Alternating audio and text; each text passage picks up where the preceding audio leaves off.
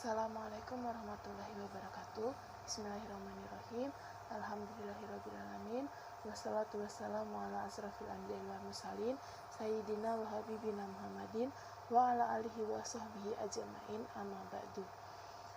Pertama-tama marilah kita panjatkan puja dan puji syukur kita kehadirat Allah Subhanahu wa taala yang telah memberikan kekuatan dan kesehatan lahir dan batin kepada kita semua.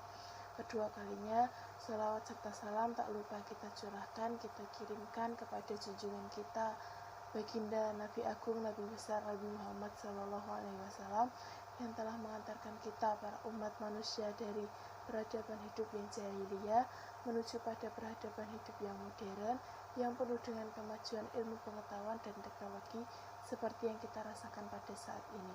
Semoga kita semua termasuk hambanya yang taat, yang berhak mendapatkan syafaatnya di hari akhir kelak. Amin amin ya rabbal alamin. Sebelumnya perkenalkan saya di sini untuk menyampaikan sedikit topik pembicaraan mengenai infak dan sedekah. Langsung saja, infak dan sedekah merupakan hal yang sudah tidak asing lagi bagi umat manusia, terutama bagi umat Islam. Infak dan sedekah juga sudah dikenal dan dilaksanakan oleh umat muslim sejak lama. Infak dan sedekah merupakan salah satu instrumen yang mengentaskan kemiskinan di Indonesia saat ini. Dana-dana yang terkumpul oleh infak dan sedekah merupakan potensi yang besar dalam memperdayakan puluhan juta rakyat miskin di Indonesia yang kurang dilindungi oleh sistem jaminan sosialnya. Kemudian pengertian infak sendiri menurut Undang-Undang Dasar Nomor 23 Tahun 2011, infak adalah harta yang dikeluarkan oleh seseorang atau badan usaha di luar zakat untuk kemaslahatan umat. Kemudian pengertian sedekah sendiri menurut terminologinya, pengertian sedekah sama dengan pengertian infak, yang membedakan hanyalah yang digunakan dalam mengeluarkannya. Jika infak hanya terbatas oleh materialnya, sedekah mencakup yang lebih luas lagi, material dan non-material. Kemudian infak dan sedekah sendiri merupakan atau menjadi bagian dari zakat dan memiliki tujuan yang sama, yaitu untuk mensejahterakan umat. Kemudian potensi infak dan sedekah dalam mensejahterakan umat Islam atau kaum fakir miskin sendiri melalui pemberdayaan dana infak dan sedekah. Jadi maksud dari pemberdayaan tersebut adalah agar masyarakat duafa dapat mandiri dengan penghasilan dari usaha yang dijalankan.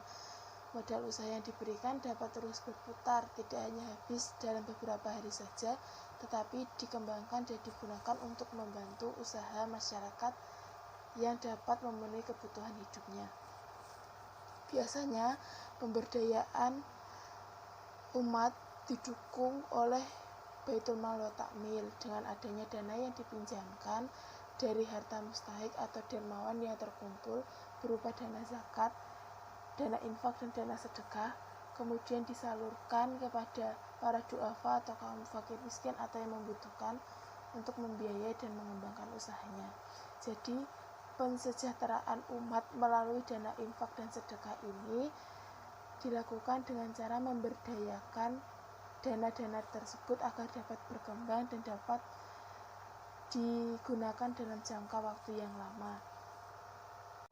Kemudian dalam pengelolaan, jika dana infak dan sedekah dikelola dengan baik, maka hasil yang didapatkan atau feedback yang didapatkan akan juga baik. Jadi manajemen strategi keuangan yang dilakukan oleh badan-badan yang mengelola dana infak dan sedekah tersebut harus baik juga demi mensejahterakan umat Islam yang ada di Indonesia ini.